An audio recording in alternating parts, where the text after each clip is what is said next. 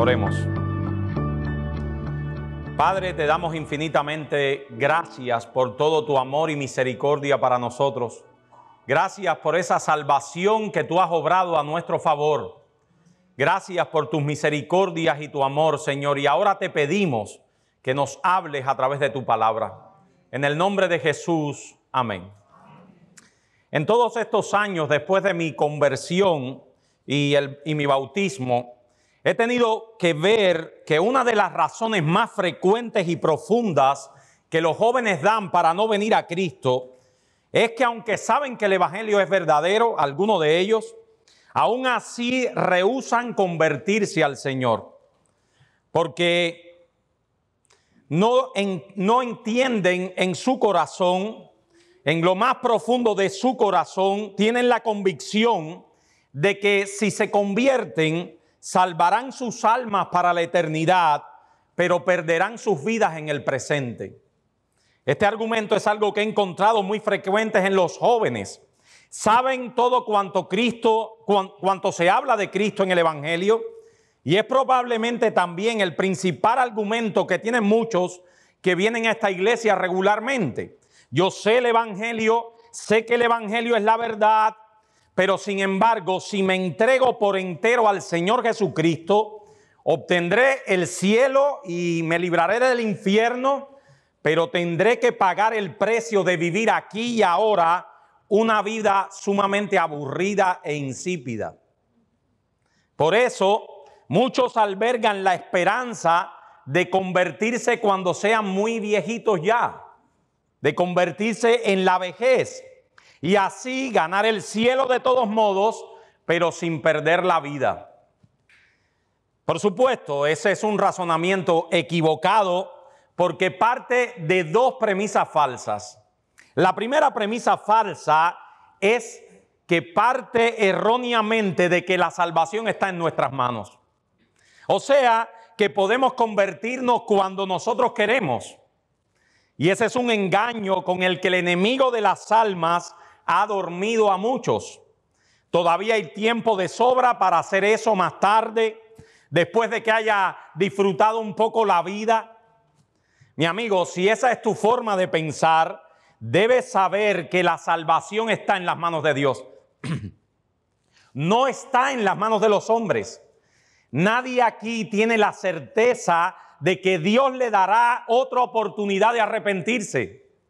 Nadie sabe por cuánto tiempo más el Señor seguirá teniendo paciencia contigo. Lo que sí podemos saber con certeza es que cada día que pasa, tus pecados y tu rechazo de venir a Cristo endurecerá más tu corazón. Te aleja más de Dios, hasta que llegará el momento en que se haya evaporado por completo de tu alma toda sensibilidad espiritual. En segundo lugar, ese razonamiento también es erróneo porque asume erróneamente, escucha, que la vida del impío es más feliz que la del justo. Asume que el gozo y la alegría se encuentran en el pecado, lo más lejos de Dios posible, de sus caminos. Pero esa idea, mi amigo, es un engaño vil, es una mentira. Fuimos creados para glorificar a Dios y gozar de Él por siempre. Por lo tanto, es imposible encontrar significado y satisfacción en esta vida lejos de Dios y fuera de sus caminos. El vacío de nuestros corazones no puede ser llenado con ninguna cosa creada, porque nuestras almas fueron diseñadas originalmente por Dios para estar cerca de Él. Dice Agustín en sus confesiones: nos hiciste, Señor, para ti, y nuestro corazón está inquieto mientras no haya descanso en ti. El gozo sin Cristo es una ilusión, es un imposible. Solo en Él podemos ser reconciliados con Dios, solo en Él podemos tener el perdón de nuestros pecados y solo en Él podemos tener el don de la vida eterna. Él es la clave para conocer el propósito y el significado de tu vida. Una vida sin Cristo es una vida sin Dios, y una vida sin Dios es miserable y vacía por necesidad. Por eso es que en las Escrituras se presenta el gozo y la alegría permanentes como experiencias exclusivas de los que conocen a Dios y se acercan a Él. Solo los que conocen a Dios son gente feliz.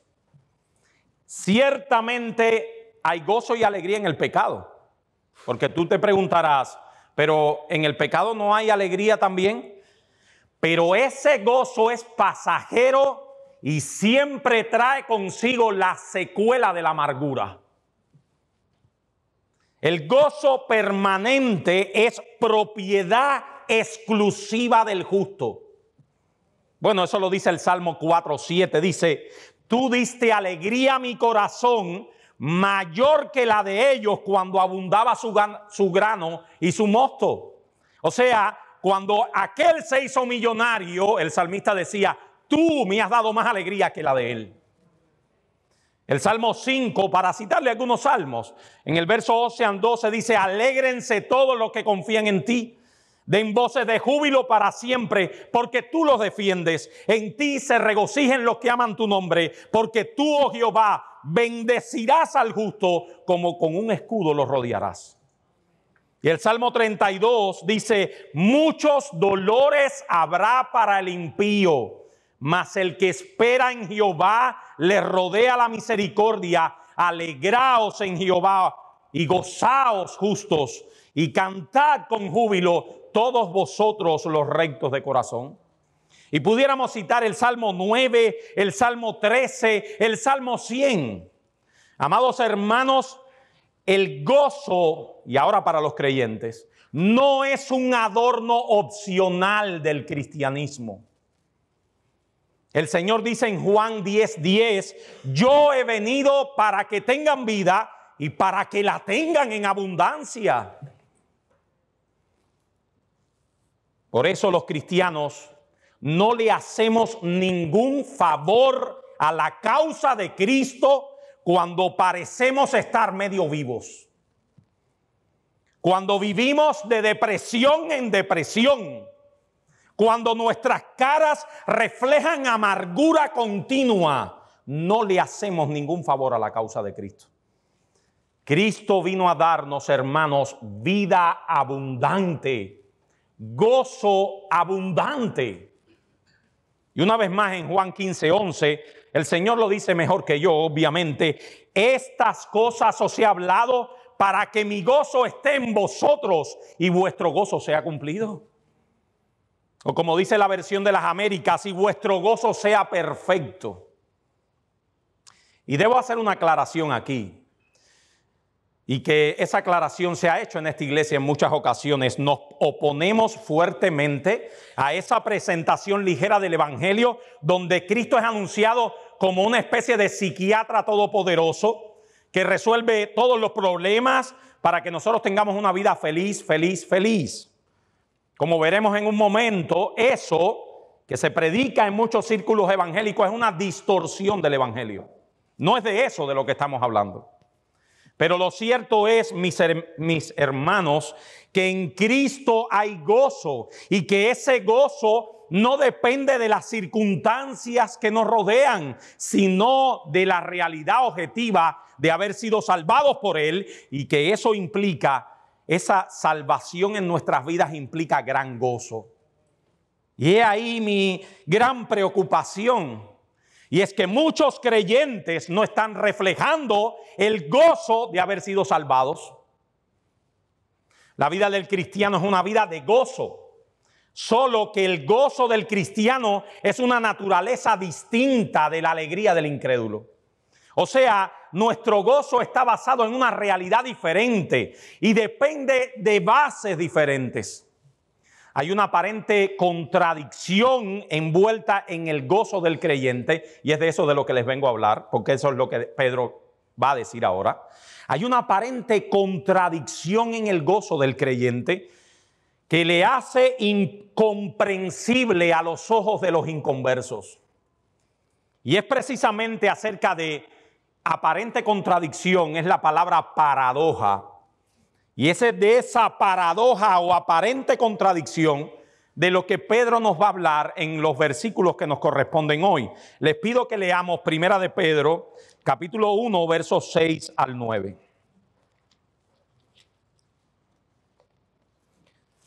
Lo dejan ahí, no voy a leer todavía, se los voy a decir por qué.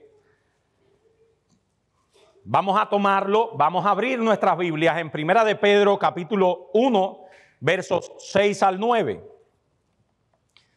Hace unas semanas, quiero leerlo después para que aquellos que no han seguido esta serie y que también tuvimos que interrumpirla por la Santa Cena, hace unas semanas nosotros comenzamos una serie de sermones expositivos de la primera epístola universal del apóstol Pedro, que fue originalmente escrita a un grupo de cristianos en lo que se conoce hoy como Turquía, en el Asia Menor.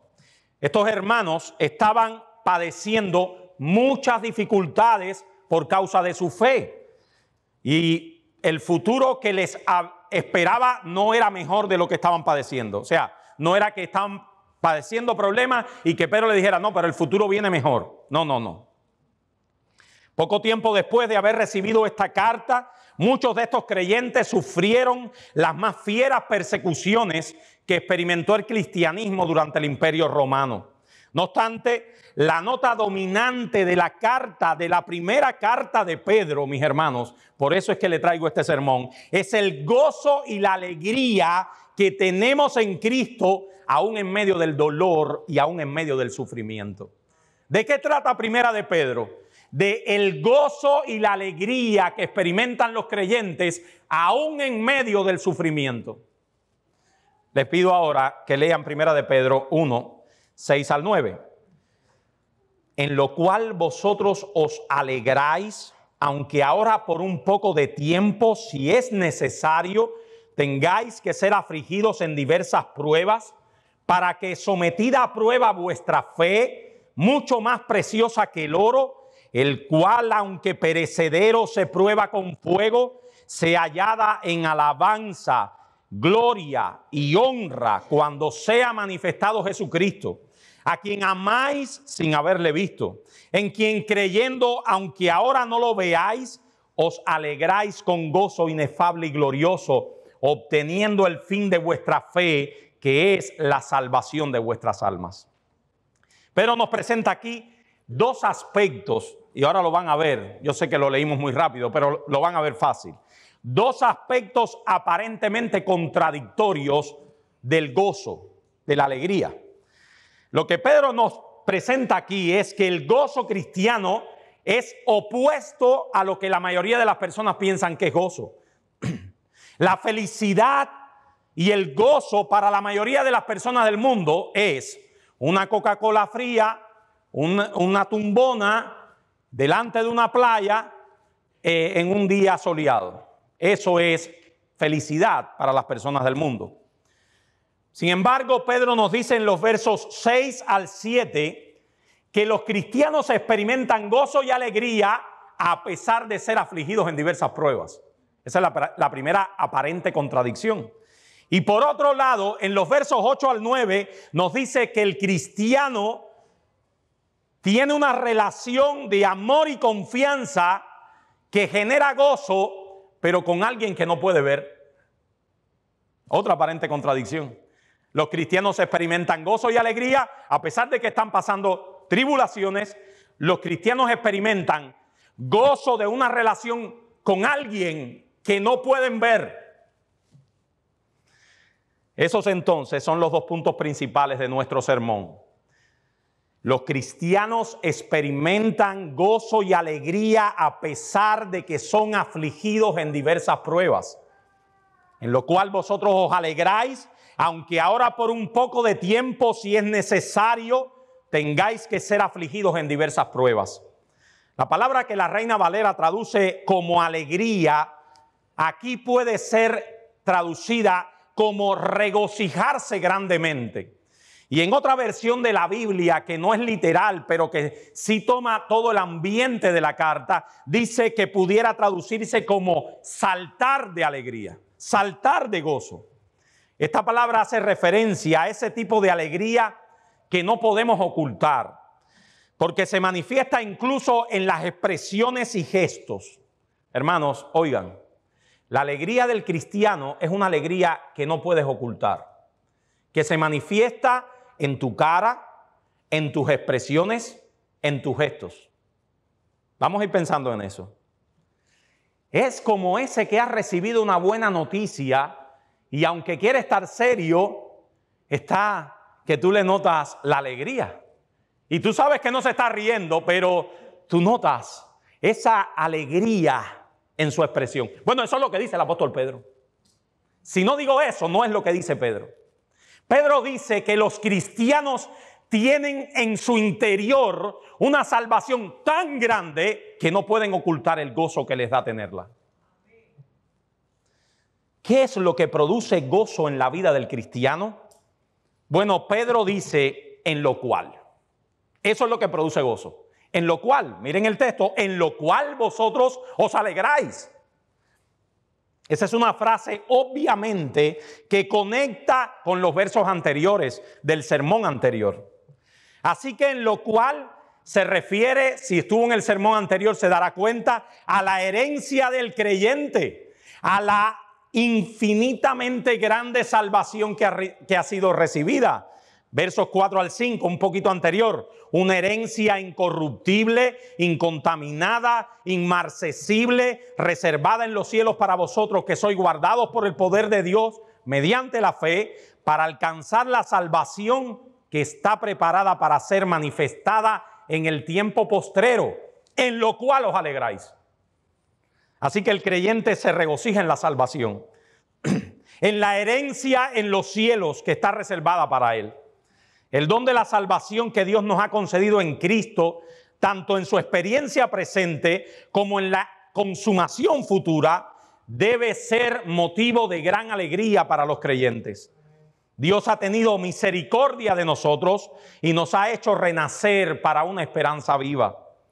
Mientras el mundo se desmorona a nuestro alrededor, nosotros podemos mirar hacia el futuro con confianza, porque sabemos que tenemos una herencia reservada en los cielos.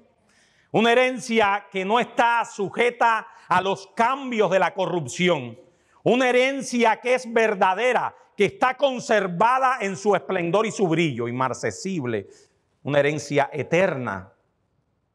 Y es por la veracidad de esa ciertísima promesa que hoy podemos y debemos alegrarnos, aunque ahora por un poco de tiempo sea necesario que seamos afligidos en diversas pruebas. He ahí la paradoja o aparente contradicción del gozo cristiano. Junto con nuestro gozo tenemos que experimentar las aflicciones. Y eso no es opcional para el cristiano, es parte integral de su vida. Cuando Pedro dice aquí, si es necesario, tenemos que tener cuidado. La Reina Valera no nos da toda la expresión del lenguaje. Pedro no está diciendo que a veces tienes que pasar pruebas y otras veces hay gente aquí que no pasa pruebas. O sea, hay creyentes que llegan al final de su vida y dicen, wow, no he tenido que pasar ninguna prueba. Eso puede pasarle a alguien.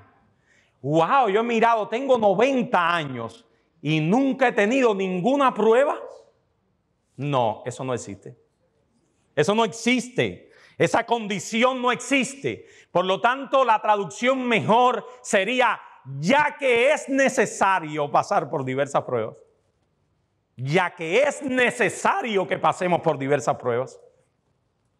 Hermanos, el sufrimiento no es opcional para el cristiano.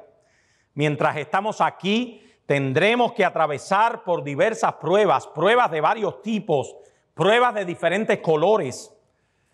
Pedro nos dice que son diversos tipos de pruebas las que vienen a nuestras vidas y diversos aspectos que tienen cada una individual para cada uno de nosotros. Cada prueba que viene a la vida del cristiano lo afecta de diferentes maneras. Un hijo se enferma, eso trae dolor y tristeza para sus padres, pero al mismo tiempo trae inquietud porque además de la enfermedad del hijo, no tiene dinero suficiente para el tratamiento. Pero además, al mismo tiempo, los padres están luchando con la tentación de pensar que Dios se ha olvidado de ellos porque su hijo no acaba de sanar. La misma prueba ha traído diversas situaciones aflictivas a la vida de esa familia. Una prueba se multiplica, pero aún así Pedro nos dice que el cristiano puede experimentar gozo en medio de la aflicción. Y eso por varias razones. En primer lugar, hermanos, el cristiano experimenta gozo, un gozo interior en medio de sus pruebas por la brevedad del sufrimiento. Nuestro dolor tiene un límite. Por un lado, Dios no nos dejará ser tentados más allá de lo que podamos resistir. Pedro dice, por un poco de tiempo. Y Pablo dice en 1 Corintios 10:13 que Dios no nos deja ser tentados más de lo que podamos. La prueba tiene control soberano de Dios. Pero por otro lado, el sufrimiento es tan breve como la vida presente. Comparado con la eternidad que le espera, el sufrimiento, dice Santiago, es como un soplo, como la neblina que aparece por un poco de tiempo y luego se desvanece, dice Santiago 4. Y es a la luz de esa realidad que Pablo describe los sufrimientos del creyente y sus propios sufrimientos en 2 Corintios 4:17 como que Pablo dice, una leve tribulación momentánea. Seremos afligidos, pero es por un poco de tiempo. Pronto cruzaremos el río. Ahorita un hermano saludó a otra hermana y este hermano me saludó y yo le dije, ¿cómo tú estás? Y el hermano me dijo, estamos vivos, estamos aquí, eso es lo más importante. Y la hermana le dijo, que estaba sentada al lado mío, le dijo, pero mejor sería si no estuviéramos aquí.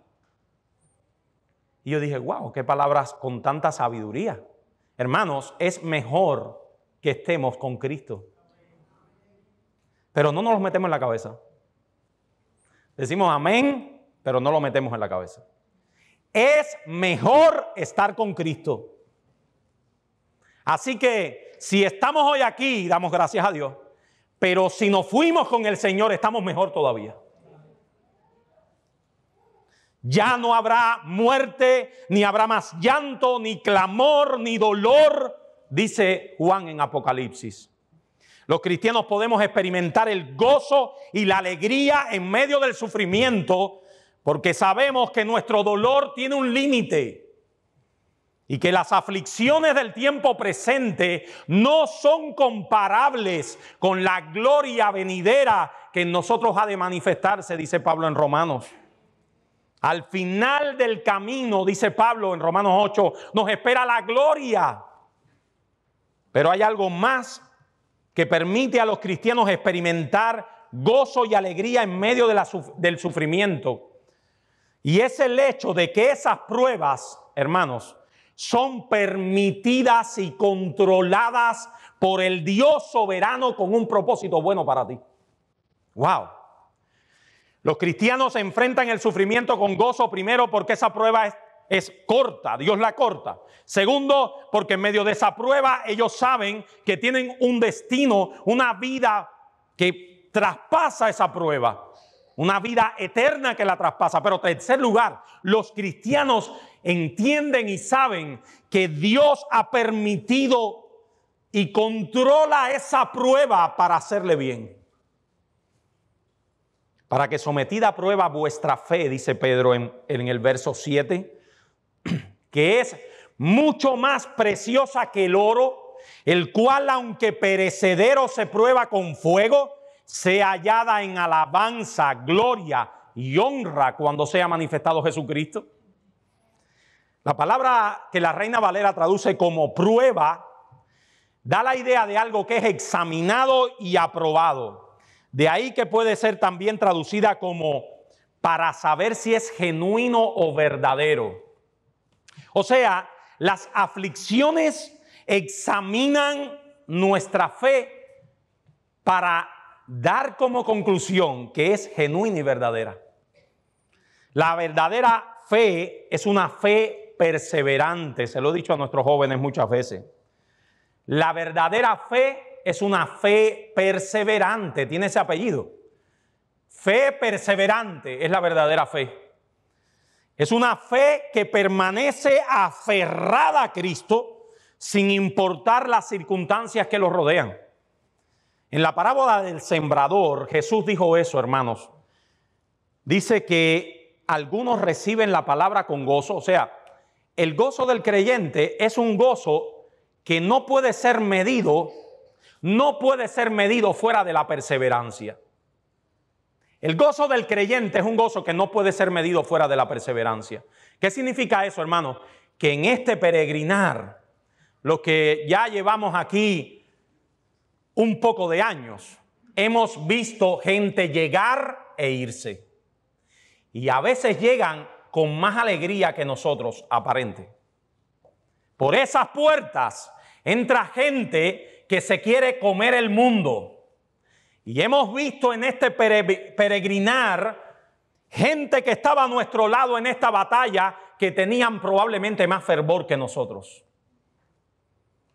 Pero reciben la palabra con gozo, dice Jesús, pero estos no tienen raíces por algún tiempo, creen por algún tiempo, y en el tiempo de la prueba se apartan. Hermano amado, estas palabras son escalofriantes. Jesús está describiendo lo que pasa en la vida de la iglesia todos los días. Gente que recibe la palabra con gozo, gente que creen por un tiempo y en el tiempo de la prueba se apartan. Y uno le pregunta, ¿pero qué ha cambiado? La palabra sigue siendo la misma, Cristo sigue siendo el mismo.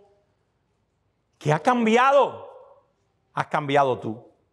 Tu fe no es una fe perseverante, no es una fe verdadera. Pero la fe verdadera no es así. Y esa es la lección de Hebreos 11. Fe genuina persevera en medio de la prueba, para que nuestra fe, que es mucho más preciosa que el oro, debe ser probada con fuego, mis hermanos. A nadie le gustaría ir a una joyería y que le vendan una pieza que es supuestamente de oro. Y para descubrir después que esa pieza era de bronce, un bronce bien pulido, pero bronce. El oro debe ser probado con fuego, no solo para examinar su genuinidad, sino también para librarlo de las impurezas. Eso es lo que Pedro tiene en mente. No es más nada que eso. Pero ¿cuánto me debería ser probada la fe, que es muchísimo más preciosa que el oro? Dice Pedro. Así como el oro es refinado y purificado por fuego, así también nuestra fe debe ser purificada, debe ser probada con el fuego de la prueba. Los cristianos, hermanos, no somos masoquistas tampoco. No disfrutamos el dolor. No disfrutamos el sufrimiento. No nos paramos en las esquinas de las calles diciendo, tráiganme todo el sufrimiento que quieran. Pero sí podemos gozarnos en medio de las aflicciones que Dios nos manda. Porque sabemos que esas aflicciones son un instrumento en las manos de Dios para moldear nuestro carácter y para hacernos cada vez más semejantes a Jesucristo. Pablo dice en 2 Corintios 4, no desmayamos. Hermano, esto es un texto importantísimo. Vamos a buscarlo. 2 Corintios capítulo 4, versículos 16 al 18.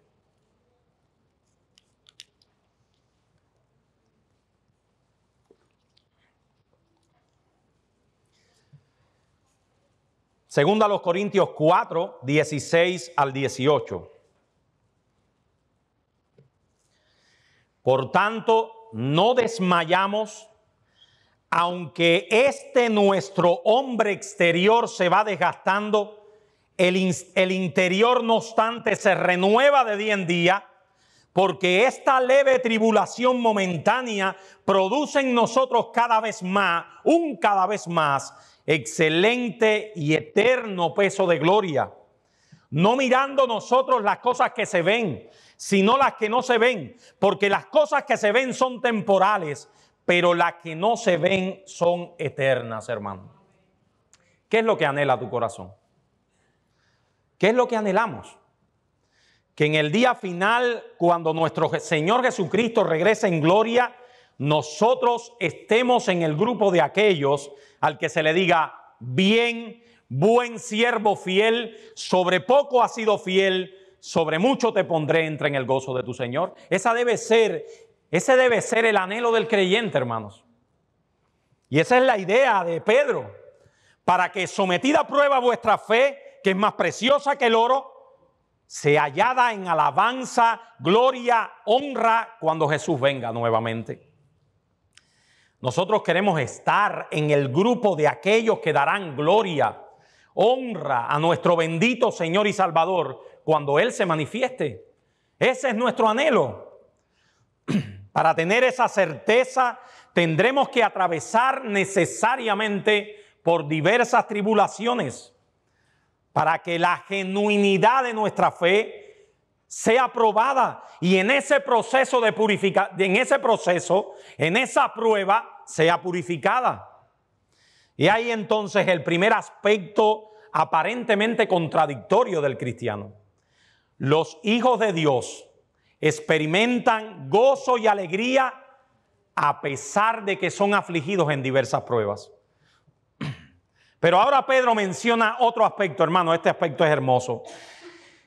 Tan o más paradójico todavía, tan o más contradictorio aparentemente todavía. El gozo de los cristianos emana de una relación de amor y confianza con alguien que ellos no ven. Léanlo, versos 8 al 9. A quien amáis sin haberle visto, en quien creyendo, aunque ahora no lo veáis, os alegráis con gozo inefable y glorioso, obteniendo el fin de vuestra fe, que es la salvación de vuestras almas. Dicen los comentaristas que cuando Pedro escribía estas palabras, él no se incluía a él. Ustedes le aman sin haberle visto. Ustedes, a quien ustedes aman sin haberle visto. Obviamente Pedro se excluye a sí mismo. Él había visto al Señor. Porque él sí había tenido esa experiencia de conocer físicamente al Señor. Pero ya la mayoría de esos creyentes nunca habían visto físicamente a Cristo. Y aún así, los creyentes podemos participar del mismo amor y del mismo gozo de los que lo vieron. A menudo pensamos esto. Díganme si no es verdad que ustedes lo piensan también. Si yo hubiese vivido en los días de los apóstoles y hubiese visto a Cristo y lo hubiese escuchado, seguramente yo fuera mejor cristiano. No, mi hermano, no necesitamos esa experiencia física para amar a Cristo y gozarnos en Él. Lo que hace el Espíritu Santo en la conversión, es muy interesante en la Biblia, es abrir los ojos de nuestra alma para que veamos la hermosura de Cristo. El Espíritu Santo abre nuestros ojos espirituales y ahora contemplamos a Cristo por la fe. Es por eso que Pablo también y el apóstol Pedro pueden describir a los cristianos como esos que han visto a Cristo sin haberle visto con los ojos físicos. El que no ama a Cristo ni se goza en Él es porque no le conoce. Lo repito, hermanos. El que no ama a Cristo y se goza en Él y no se goza en Él es porque no conoce a Cristo. Sus ojos espirituales no han sido abiertos todavía. ¿Saben, hermanos, qué es la conversión? ¿Qué es lo que Dios hace cuando un pecador como nosotros lo trae y le da nueva vida? Lo que ocurre en el corazón cuando Cristo viene a ser para nosotros un cofre de tesoro santo y de gozo santo. Se lo repito. Lo que ocurre en el corazón cuando Cristo viene a ser para nosotros un cofre de tesoro de gozo santo. ¡Wow! ¡Qué definición más rara! En otras palabras, en la conversión ha sido creado en nosotros un nuevo gusto espiritual que no teníamos por la gloria de Cristo, que nos mueve eficazmente a entregarnos por completo en Él. Miren a ver si esto no es lo que Jesús dice que es la conversión. Miren a ver. Mateo capítulo 13, verso 44. Vamos a buscarlo, hermano. Mateo 13:44.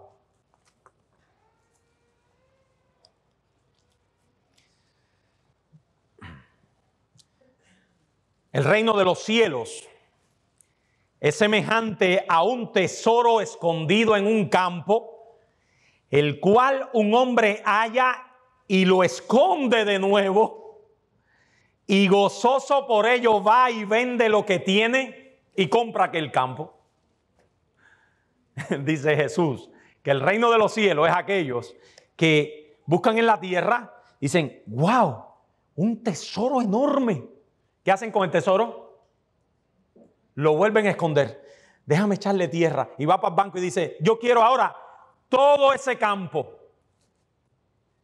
Encontré un tesoro, lo guardé nuevamente y van para allá y compran el campo entero. Esta palabra, hermanos, describe el proceso a través del cual un pecador es convertido y traído al reino de los cielos.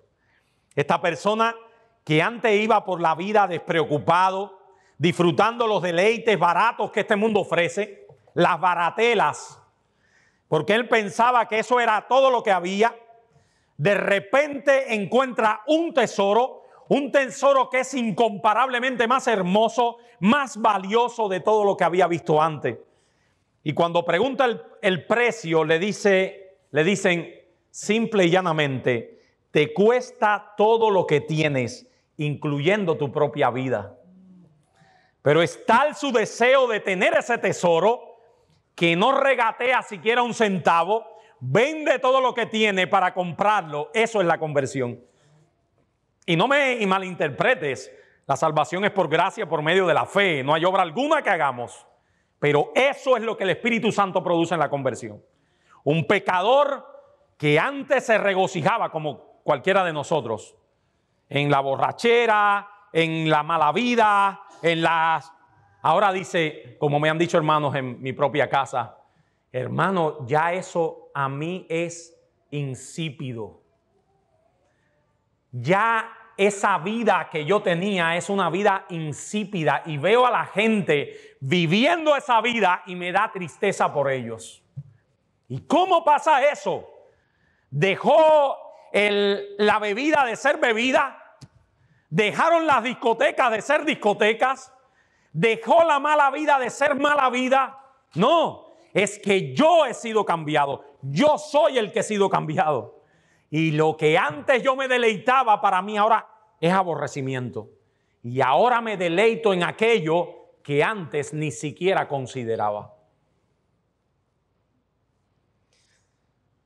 Ese hombre, esa mujer, ha visto su pecado tal cual es, la fuente de todas sus desgracias, de una vida sin sentido, sin propósito, miserable, la cual le arrojaría la condenación de miseria sin fin, pero también vio a Cristo tal cual es. No solo como el que puede salvarle de la condenación del pecado, sino también como aquel tesoro que puede saciar plenamente su vida ahora. Los creyentes no dicen, esto lo dicen los inconversos. Los creyentes no dicen, ¿qué es lo que hay que hacer aquí para salvarse del infierno? Hay que creer en Cristo. Bueno, vamos a creer en Cristo, vamos a orar, vamos a hacer la oración del pecador. Ya, me convertí, ya tengo la vida eterna. Ya, perfecto, vamos para allá. Vamos a seguir como mismo vivía antes, pero ahora, como una vez me convertí, como una vez yo alcé mi brazo, prácticas que no se hacen en nuestra iglesia. Como una vez tuve una campaña, como una vez yo oré esa oración del pecador y el pastor que estaba delante me dijo, bienvenido a la familia de Dios. Todo eso son cosas ajenas a la Escritura.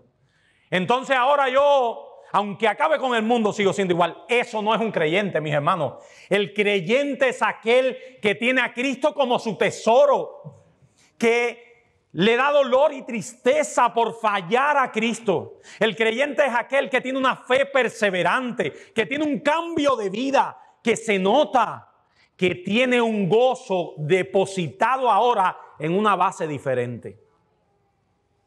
Amados hermanos, ¿cuál es el llamado que Cristo hace en los evangelios? El llamado es a venir a Él para ser plenamente satisfechos en Él. Juan 6:35 dice, yo soy el pan de vida, el que cree en mí nunca tendrá hambre, y el que en mí cree no tendrá sed jamás. Si alguno tiene sed, dice el Señor, venga a mí y beba. El que cree en mí, como dice la Escritura, de su interior correrán ríos de agua viva. Entonces, ¿por qué es que hay cristianos que no están manifestando esa satisfacción y ese gozo como deberían, hermanos? Porque la vida cristiana es una lucha y somos continuamente seducidos al deleite y la satisfacción que se halla fuera de Cristo. O sea, hermanos, nosotros somos gente necia, por naturaleza. Tenemos una necedad en nuestros corazones que es inmensa. Y siempre hay en nosotros una raíz de volver al estiércol, de volver de nuevo a la basura. Es interesante cómo Pablo plantea lo que había sido su experiencia de conversión en Cristo. Hermanos, y esa debe ser también nuestra experiencia. Cuantas cosas eran para mí ganancia, las he estimado como pérdida por amor a Cristo, y aún estimo todas las cosas como pérdida, por amor del cual lo he perdido todo y lo tengo por basura. La Reina Valera siempre tan poética. Pero no es basura lo que Pablo dijo. No es basura lo que Pablo dijo. Es que Casiodoro de Reina y Cipriano de Valera eran hombres muy cultos. Y le daba cosa poner ahí lo que Pablo dijo. Vamos a decirlo en una palabra más poética. Estiércol. Y si el niño no sabe lo que es estiércol, después le dices la otra palabra. Sin entrar en una mala palabra, pero trata de describírselo. Lo he tenido todo por estiércol. ¿Y qué había tenido el apóstol Pablo por estiércol? El título de la Universidad de Harvard, la carrera de sus sueños, todo es basura, dice Pablo. Todo es estiércol. Todo me sabe a estiércol si no tengo a Cristo. Todo me sabe a estiércol si no tengo a Cristo. En comparación con Cristo, dice Pablo, todo lo que tengo como ganancia es estiércol. El problema es que muchas veces nosotros debemos dejar de ver las cosas de ese modo. Olvidamos lo mal que nos iba en Egipto y comenzamos a codiciar otra vez la comida que ahí nos servían cuando éramos esclavos. Somos igualitos que los judíos. Igualitos como el pueblo de Israel. Igualitos. Nos sacaste de aquí para matarnos en este desierto, Moisés. ¿Qué es lo que tú quieres? Y yo me acuerdo de lo bien que viví en Egipto. Y uno lee un poquito para atrás Éxodo, los primeros capítulos, y lee el final de Génesis. Y uno dice, que tú vivías bien. Los banquetes, le dice el pueblo de Israel en una ocasión, nos ha sacado, y me acuerdo de los banquetes que teníamos en Egipto. Un pueblo muerto de hambre, 400 años, viviendo en esclavitud. ¿Qué banquetes decía? Le debía haber dicho Moisés, ¿qué banquete? Hermanos, perdemos el gozo inefable y glorioso de ser cristiano cuando somos vencidos. Ese es el resultado. No es que Cristo ha perdido su gloria o que ha descubierto algo que te decepciona de Él. Es que apartaste de Él tus ojos y ahora cualquier cosa barata es capaz de llamar tu atención.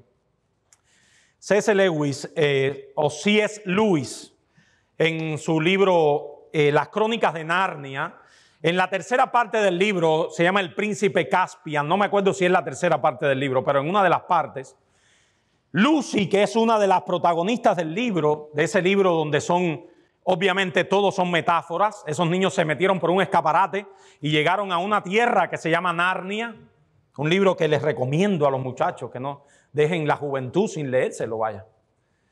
Y estaban en esa tierra que se llama Narnia. Y en un momento determinado, Lucy, que era la más pequeñita de sus hermanos, se encuentra nuevamente con Aslan, que era ese león hermoso, que obviamente C.S. Lewis, sin nunca llamarle Jesús, todo el que se lee el libro y haya leído los evangelios sabe que Lewis se estaba refiriendo a Aslan, a Jesús. Y Lucy está delante del león y le dice, Aslan, como has cambiado, te has vuelto más grande. Y Aslan le dice estas palabras, hermano, que me edifican tanto. Le dice, Lucy, yo no he crecido. Yo soy el mismo. Tú eres la que has crecido, Lucy. Tú eres la que has crecido. Tú eres la que has madurado. Hermanos amados, solo podremos contemplar la gloria de Cristo cuando maduremos en nuestra fe. Cuanto más tú madures en tu fe, más grande será Cristo. Y Él no ha cambiado, Él es el mismo. Pero tú eres el que has cambiado. Tú eres el que has cambiado. ¿Qué sucede cuando comenzamos a descuidar nuestras vidas? Por eso es que la Biblia usa la parábola del matrimonio en nuestra relación con Cristo. Tan pronto nos unimos con una mujer en una relación de pacto, disculpen con C, nuestras vidas se funden de tal manera la una con la otra que la felicidad y el gozo de uno es la felicidad y el gozo de otro. Eso dice Efesios 5, ¿verdad? Pero ¿qué sucede cuando comenzamos a descuidar nuestros matrimonios? Que comenzamos a separarnos emocional y físicamente de nuestra esposa. El matrimonio se deteriora y sufrimos las consecuencias. Del mismo modo, hermanos, sin gritar se los digo, nosotros los cristianos, como esposas de Cristo, nuestras vidas están tan ligadas a Cristo que cuando tú descuidas tu matrimonio con Cristo, el gozo y la alegría que surgen de ese matrimonio se va a debilitar. Si estás teniendo hoy una vida cristiana insípida, es porque has apartado tus ojos de Cristo. Has dejado de correr con los ojos puestos en Él. Pero eso no tiene que seguir siendo así, mi hermano. Mi hermano, tú puedes levantarte otra vez y por la gracia de Dios seguir corriendo la carrera, seguir ejerciendo la fe, la misma fe y aún más profunda que cuando conociste a Cristo por primera vez. Y es en esa medida, en la medida en que tú veas la gloria de Cristo, que tu amor para Él será más creciente tu gozo, así como Lucy cuando vio a Aslan cuando ya era una niña grande. Cuando la fe del creyente madura, Cristo es más grande, más preciado, más hermoso a tus ojos. Por eso Pedro dice, a quien amáis sin haberle visto, en quien creyendo, aunque ahora no lo veáis, os alegráis con gozo inefable y glorioso. Creyendo en Él os alegráis. Un gozo que se produce al creer, un gozo que la fe genera en el corazón de los que creen. Y esa palabra que la Reina Valera traduce como inefable, solo aparece aquí en todo el Nuevo Testamento. Y esa es la palabra, es muy interesante también esa palabra. Hoy es el día de criticar a Reina Valera. Y esa palabra que ellos traducen como inefable es la palabra más sencilla, inexplicable. Inexplicable, dice Pedro. Es inexplicable en el lenguaje humano poder entender cómo gente que no han visto a Cristo le aman y se gozan en Él de manera gloriosa. Es un gozo que no se puede explicar perfectamente con palabras, porque es muy diferente de los deleites carnales que el mundo disfruta y conoce. Tú le dices a un inconverso, yo me gozo o yo me alegro porque mi vida está unida a Cristo. Y obviamente ese inconverso en su mente dice, pero tu vida está unida a alguien que tú no ves. Yo no entiendo eso, porque yo me alegro cuando el televisor de 90 pulgadas llega a la casa. ¿Verdad? Ese es el inconverso. Ese es el razonamiento de él, porque su gozo está basado en cosas que ve. Su gozo está basado en la temporalidad de esta vida, Y es cortico el gozo, es cuando el televisor llega.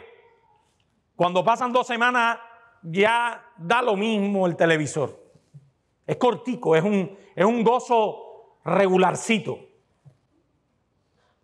Nosotros tenemos un gozo permanente porque el creyente vive una vida centrada en bases diferentes. tú diste alegría a mi corazón, más que la de ellos cuando abundaba su grano y su mosto. Quiero terminar, hermanos, ya casi, con Jeremías 2, 11 al 13. Quiero que lo busquen, hermanos. Libro de Jeremías. Este texto lo hemos hablado muchísimas veces aquí, yo lo sé. Pero como para mí no es ningún problema decirle las mismas cosas varias veces.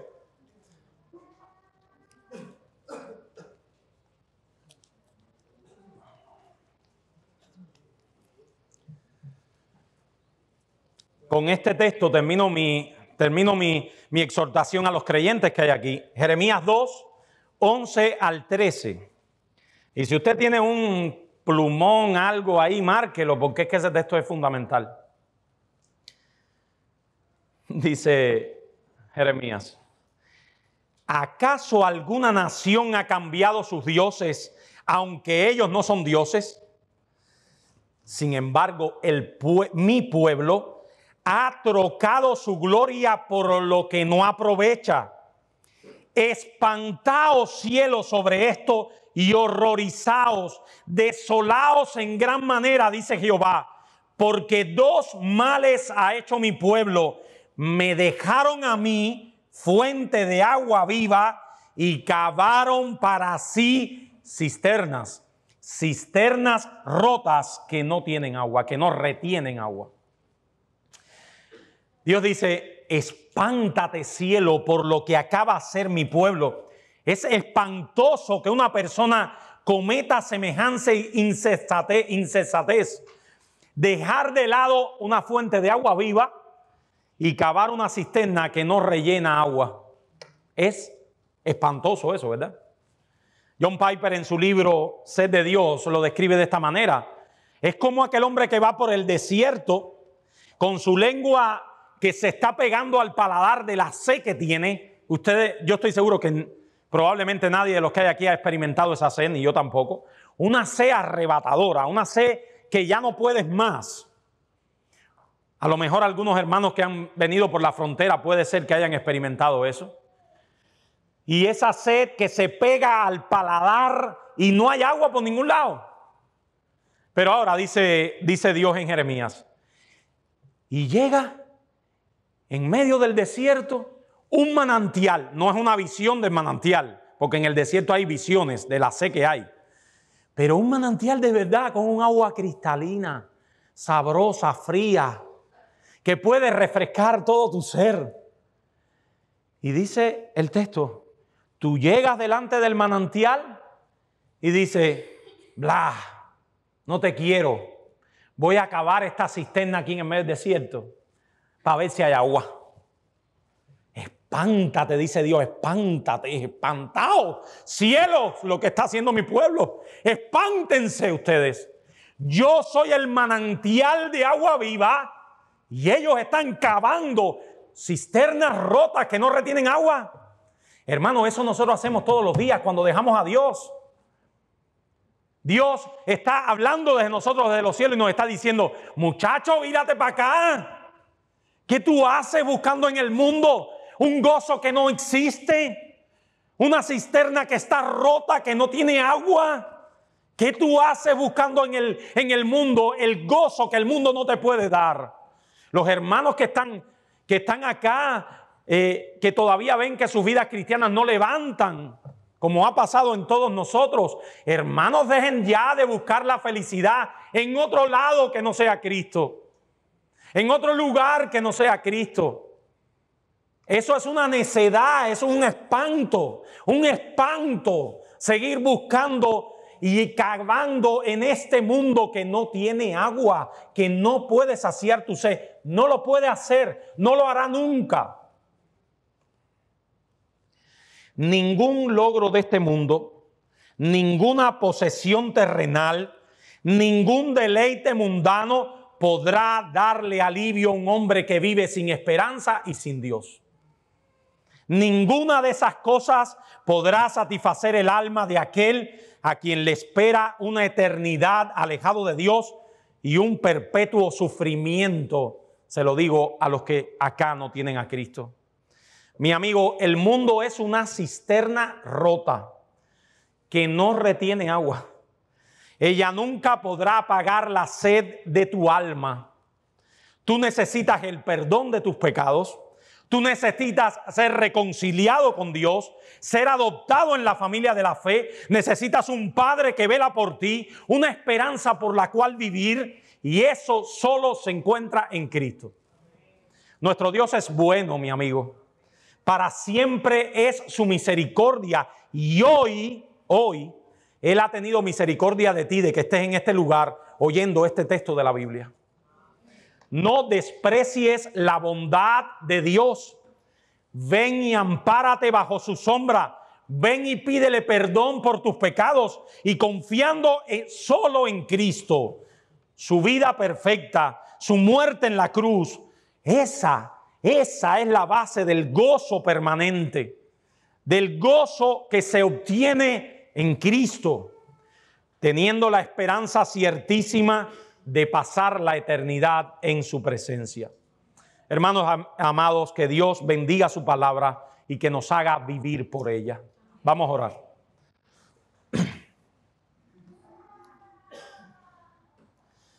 Padre, nosotros te damos gracias porque tu palabra es viva y eficaz. Ella es viva en nuestros corazones. Ella es palabra de vida para nosotros. Ayúdanos a vivir por tu palabra. Ayúdanos, Señor, a quitar nuestros ojos de aquello que nos aleja de ti.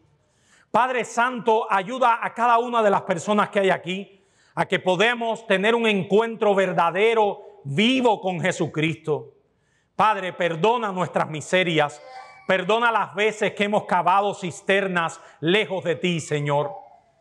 Gracias por tu Hijo Jesucristo. Gracias por su misericordia y su amor al salvarnos. Te rogamos estas cosas en el nombre de Jesús. Amén.